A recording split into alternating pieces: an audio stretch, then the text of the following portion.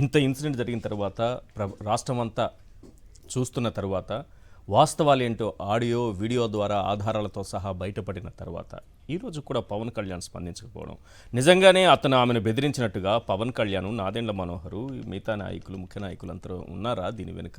అసలు ఏం జరుగుతోంది? ముందుగా సాక్షి ప్రేక్షకులకు నమస్కారం అండి. అలాగే ప్యానెల్లోని పెద్దలకి మీకు కూడా నమస్తే అండి. ఈశ్వర్ గారు, కంచే చేను వేస్తే అన్నది ఒక సామెత మనం చిన్నప్పటి నుంచి చదువుతూ ఉంటాం. ఇక్కడ ప్రాబ్లం ఏంటంటే పర్సనల్ ఇష్యూస్ని ఎప్పుడైతే రాజకీయపరమైన అంశాలతో ముడిపెట్టి మనం చర్చించుకోవడమే ఫస్ట్ ఆఫ్ ఆల్ మన దౌర్భాగ్యం. రెండోది ఏంటంటే ఒక క్యారెక్టర్ అనేది చాలా ఇంపార్టెంట్ ఎలాంటి వ్యక్తికైనా, ముఖ్యంగా ప్రత్యక్ష రాజకీయాల్లో ఉన్నవాడికి ఎవరికైనా సరే సత్సంబంధాలు నెలకొల్పుకోవడం. రెండోది ఏంటంటే ఆవు గట్టును మేస్తే దూడలి చేలో మేది కదా. అవును, దీని అర్థం ఎవరికి అర్థం అవ్వాలో వాడికి అర్థం అవుతుంది. రెండోది ఒక సినిమా పరంగా ఒక సినిమాలో చూపించిన దాన్ని వాస్తవ రూపం దాలిస్తే, ఆయన ఏదో వకీల్ సాబ్ అని సినిమా ఏదో ఉంది, దాంట్లో మీరు గమనిస్తే ఆ పోలీసుని అడుగుతారు ఇంత ఫాస్ట్గా ఎట్లా వచ్చావు మాను అని. కానీ నాకు తెలిసి ఏదో ఫెరారీ కారో లేదంటే ఏదో యాస్టెడ్ మాటనే ఏదో ఫారెన్ కార్స్లో లేకపోతే హెలికాప్టర్లో వస్తే అనుకోవచ్చు, కానీ ఈ ఇన్నోవా కార్లో వచ్చారు. ఇది కూడా అరెస్ట్ చేయడానికి వచ్చిన కారు AP 26BL.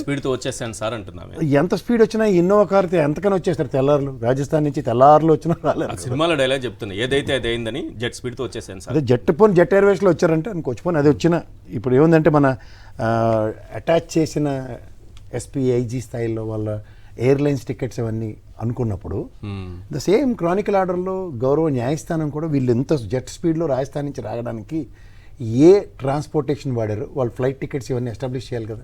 అవును, it is another conspiracy theory కదా. ఇప్పుడు మీరు జత్వానీ కాదంబరికి వచ్చారకల్లా ఏమైనా ఎస్టాబ్లిష్ చేసుకుంటూ టికెట్స్ వీటన్నిటి మీద ఎప్పుడైతే ఎంఫసైజ్ చేశారో the same is applicable for this case also కదా. బికాస్ ఒక ఇష్యూ ఆ అమ్మాయి వెళ్ళి కంప్లైంట్ ఇచ్చింది తిరుపతిలో. సబ్సిక్వెంట్ డెవలప్మెంట్ అదేళ్ళండి, అది చూడండి కనికరిస్తే కంట్లో వెళ్ళేటట్టు తిరిగి వేరే రాష్ట్ర పోలీసులు వచ్చి ఇంత ప్రోయాక్టివ్గా అమ్మాయి మీద హౌ కమ్ ఇట్స్ పాసిబుల్? ఏదో చెక్ బౌన్స్ ఉందంట, బిట్ కాయిన్ ఏదో మాట్లాడుతున్నారు. మీరు బిట్ కాయిన్లు ఇవన్నీ మరి ఆ అమ్మాయి అరెస్ట్ అవుతుందని ముందే చెప్పేశాడు కదా అతను. నేను అదే చెప్తున్నాను సార్. ఇప్పుడు మనం పురుషులందు పుణ్య పురుషులు వేరయ్యా అన్న ఒక కథ విన్నాం, కానీ మహిళలందు జనసేన వీర మహిళలు వేరయ్యా అన్నది ఇంకొక వాస్తవం. ఎందుకంటే ఒక సాటి ఆడపిల్లకి జరిగిన అన్యాయానికి the way they are responding, అవును, the way they are arguing. ఇప్పుడు ఫర్గెట్ అబౌట్ ఆల్ దిస్. అవును, కరెక్ట్. ఒక ఆడపిల్ల తనంతట తను బయటకు వచ్చి మాట్లాడినప్పుడు కష్టమో సుఖమో, తను ఆ అమ్మాయి ఒక బాధితురాల కింద తను ఎందుకు ట్రీట్ చేయట్లే? కాదు, ఒక గుంపుగా మొత్తం మీడియాకు వచ్చేసి ఆ అమ్మాయిని తిడుతూ అతన్ని సపోర్ట్ చేయడం అనేది పార్టీ నిర్ణయమే కదా. వీళ్ళంతా వచ్చి మాట్లాడుతున్నారంటే గౌరవ పవన్ కళ్యాణ్ గారి డైరెక్షన్లో హరిప్రసాద్ గారు ఆయనకి మీడియాకి కానీ ఎక్కడికి పార్టీకి సంబంధించిన రాజకీయ కార్యకలాపాల్లో ఇన్వాల్వ్ అవుతుందో నోటీస్ ఇచ్చారు. ఉందా అది మీద డిస్ప్లే చేస్తా ఉంది. ఆ నోటీస్ సారాంశం ఏంటి? ఆయన ఎక్కడ మాట్లాడకూడదని. But is coming into the all channels. ఒక ఛానల్ తపిలా ఛానల్ అయితే ఏకంగా ఆయన హీరో చేసేస్తుంటాడు. అంటే నేను అంటుంది ఏంటంటే జగన్ వర్సెస్ కిరణ్ ఎలా పెట్టారు? ఎవరి స్థాయి ఎవరు? జగన్ గారు చేశారట కదా ఇంత. కాదండి, నాకు మళ్ళం అనమాట. ఇప్పుడు ఉదాహరణకి జగన్మోహన్ రెడ్డి గారు ప్రేరేపించడానికి ఇందులో డెన్సిటీ ఆఫ్ ద కేసు ఏముంది? ఆఫ్టర్ ఆల్ ఒక యూజ్లెస్ ఒక క్యారెక్టర్ ఎవాల్యుయేషన్ కేసు అది. క్యారెక్టర్లెస్ సిచ్యువేషన్ని అట్రిబ్యూట్ అయ్యి ముందుకు వెళ్తుంది. దగ్గర క్యారెక్టర్ ఉందని జస్టిఫై చేసుకోవడం బుర్ర తక్కువదని అంటారు. మీకు సింపుల్ లాజిక్. ఆ అమ్మాయి చెప్తున్న మాటలు వింటుంటే ఇంకా నడి రోడ్డు మీద వాళ్ళు ఒకరి గురించి ఒకళ్ళు the way they are talking about each other, రెండు క్యారెక్టర్ లేని విషయమే ఎస్టాబ్లిష్ అవుతుంది. చంపేస్తాం పొడి చేస్తాం అన్న దాకా వచ్చేస్తుంటప్పుడు ఇప్పుడు తను పోలీస్ స్టేషన్కి కంప్లైంట్ ఇచ్చినప్పుడు అవుట్కమ్ ఏంటంటే ప్రీ ప్లాన్డ్గా తన్ని బయటకు తీసుకురావడానిక, లేకపోతే లోపటి నుంచి తన మీద ఎంత ఫోర్స్ చేసి బయటకు వచ్చి పోలీస్ స్టేషన్కి రాగానే ఈ విధంగా పాసిఫై చేసుకోవడానిక? Is it a pacification? ఇప్పుడు అతను అరెస్ట్ జరగలేదు కదా. ఏం జరగలే. అమ్మాయి కంప్లైంట్ ఇచ్చిన దానిపైన ఏం యాక్షన్? ఆ అమ్మాయి కంప్లైంట్ ఇచ్చిన దాని మీద యాక్షన్, కంప్లైంట్ ఇచ్చినందుకు జైలుకి పోయింది అమ్మాయి. రియాక్షన్ ఈ అమ్మాయి మీదకి వచ్చింది. She went to jail. సరే, ఇప్పుడు ఇందులో సబ్స్టాన్షియల్ ఎవిడెన్సెస్లో రెండు విషయాలు చెప్తున్నా. గౌరవ న్యాయస్థానం పరిగణలోకి తీసుకోకపోవచ్చు, కానీ ఒక ఆడియో అండ్ వీడియో కేసెస్. ఇప్పుడు ఇదే వైఎస్ఆర్సీపీ గవర్నమెంట్ SVBC ఛానల్కి చైర్మన్గా ఉన్న పృథ్వీ గారికి ఆడు చేసిన పనికిమాలిన పనులకి ఎత్తి అవతల విసిరిస్తారు. సేమ్ అప్లికబుల్ కదా. That is also an audio.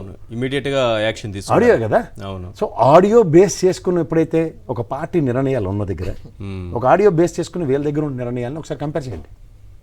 Say for instant అది నిజంగా తదనంతరం పృథ్వీ ఇచ్చుకున్న ఎక్స్ప్లెనేషన్స్ అన్నీ మీరు చూస్తే యాజ్ ఇఫ్ ఇట్ సత్సంగ పరిచయగీడి అన్నట్టుగా ఇచ్చుకున్నాడు. బట్ అక్కడ క్యారెక్టర్ ఎవాల్యుయేషన్ అన్న కాన్సెప్ట్ని డ్రైవ్ చేయలేదు ఆనాటి ప్రభుత్వం, మీరు గమనించారా?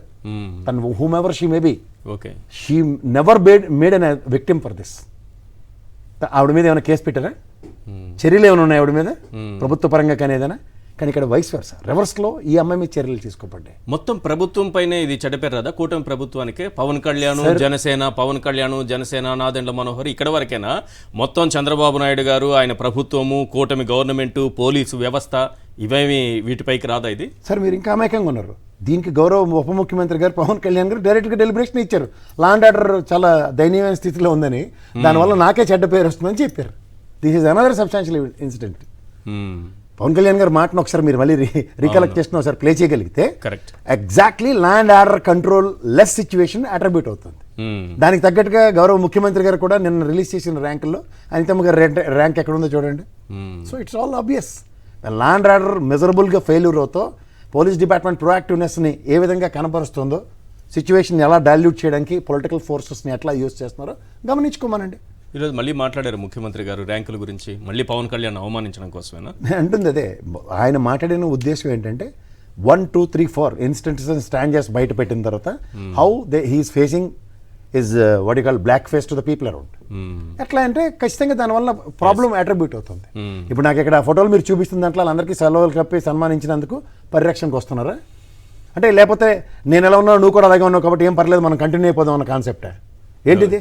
ఎవరు మీకు అర్థం కాకపోయినా విన్న వాళ్ళకి అర్థమవుతుందండి. అంటే నేను అంటుంది ఏంటంటే ఇప్పుడు ఈ కాన్సెప్ట్లో ఇక్కడ క్యారెక్టర్ ఎవాల్యుయేషన్, క్యారెక్టర్ అసాసినేషన్ జరుగుతున్నప్పుడు ఎవరిని పరిరక్షించాలి?